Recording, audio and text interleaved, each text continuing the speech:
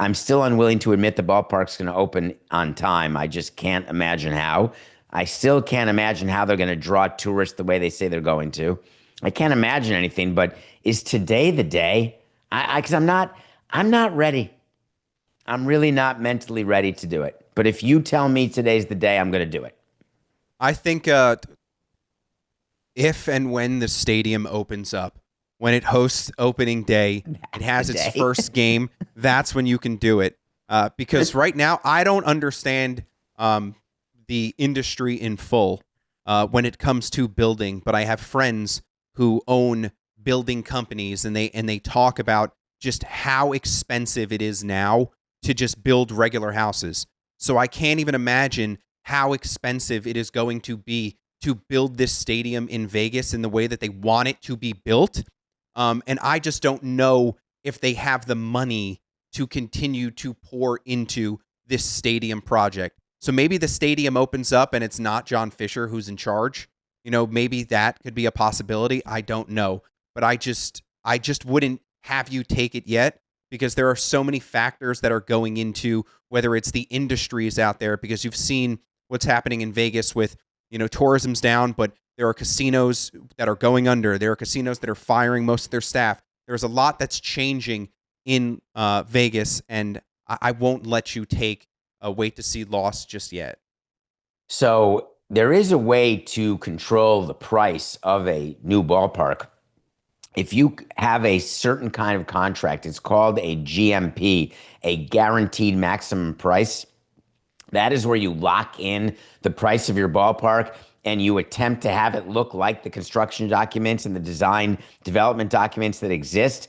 But you recognize that if things change and the world happens or the price of steel changes, that it's possible that your ballpark will not look exactly like the original renditions. That's not the word rendition. What is the word? This is happening to me, Coca, right now, live on our show. What is the thing that when we show what a ballpark's going to look like? It's Renderings. renderings. Why did I say maybe it is a rendition.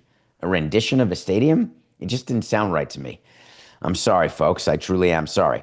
So you can control the price, Coca, and say, all right, we are not going to go above 1.5 billion. Except now the A's have said, all right, it may be about 2 billion to build the ballpark. Some people are saying it could be over 2 billion to build the ballpark. I'm telling you that to get a ballpark open on time, you can work extra shifts, you can pay overages. I'm telling you that you can change scopes in order to try to keep the price down when you have to increase the price elsewhere. I'm telling you that you can fool around with your projections and increase the cost of tickets, increase the concessions, increase the what it costs to have a sign behind the plate in the fourth inning as a way to make up for the increased debt service that you have, meaning the amount of interest you have to pay back to people who you borrow money from every year. There are ways to handle, from a business standpoint, anything that can come your way, including what, and Coca, help me here, I think it was David Tepper. Is he the one who started to build the practice facility and just stopped and it was half built? Yep. We did all sorts of segments about this. I think it was the Carolina Panthers, Correct. You're but correct. You're it correct. was. Okay. So the other thing you can do if you run out of money, you can just stop, which is what Vegas and the public authority in Vegas said can't happen. Miami did the same thing with Marlins Park. There was a contractual provision in place that completion of the ballpark once started had to happen. And there were guarantees that had to be put in place by the private partner about how that would happen. But there are so many things. But I'm going to go with you. I'm not going to take the loss. However, I'm going to mention that there's now information out there about season ticket prices in the Vegas ballpark. And I want to remind you, when we threatened to move to Vegas back before Marlins Park happened, when we were going to move Miami Marlins to either, it was the Florida Marlins at the time, either to San Antonio or Portland or Vegas, etc. The deal that we had with the mayor of Vegas is that we would build a ballpark that had no sort of middle class. They'd have bleacher seats for poor people, and they'd have unbelievable suites for the casinos and the rich people, and the Casinos would buy out the suites in advance. They'd buy all the food in advance, give it to their players, high limit players. And if the people didn't show up, we didn't care because everything was paid for in advance. So Vegas, we always knew in our mind was going to be a very disparate set of pricing, really high, really low. So the Las Vegas Review and Journal came out yesterday and they went through some of the ticket prices. They went through some of the offerings.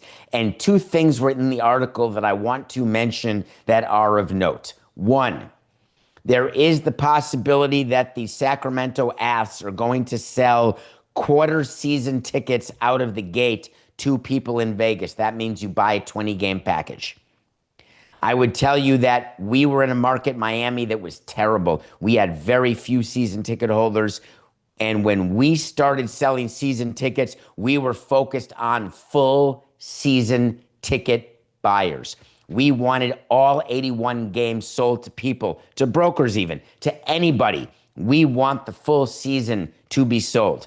You only then move to 40-game plans half season, 20-game plans quarter season. You only do that when you have to because you have not gotten the response on the full season tickets that you want. For the Vegas A's to already consider offering quarter season ticket packages, I get why you'd put the word consider. I would tell you it's so early that considering it, I would not have it out there. We planned for all that. Don't get me wrong. We had pricing in place. We had plans in place. We had sections in place where we were going to offer what, where we would go to half season, quarter season. We'd never do it at the prime seats. We would do it in the subprime seats.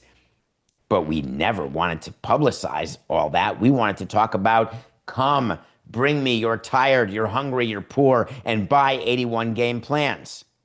But then Vegas, also as part of this article in the Las Vegas Review Journal, mentioned something that we didn't have the ability to do in Miami, but we wanted to, and it's called a personal seat license. You may be familiar with PSLs if you're a football fan. PSLs are when you have to pay money to have the right to spend money. You pay a sum of money to have the right to buy a license for that particular seat that you've spent money on. It is a great way to raise extra money. When you're negotiating a ballpark deal and you're coming up with sources and uses of funds, we have a $2 billion ballpark. Where's the money going to come from? Well, it's going to come from the owner. It's going to come from the state. It's going to come from the county. And then it's going to come from PSLs. Personal seat licenses, that's you. That's the audience. That's the fans. And what came out in the article is that a personal seat license could range anywhere between $6,000 and $106,000. Can you imagine that you want a row one seat and you want it so badly that you'll write a check for $106,000 just to then write a check for $80,000 more every year if they charge $1,000 per seat per game?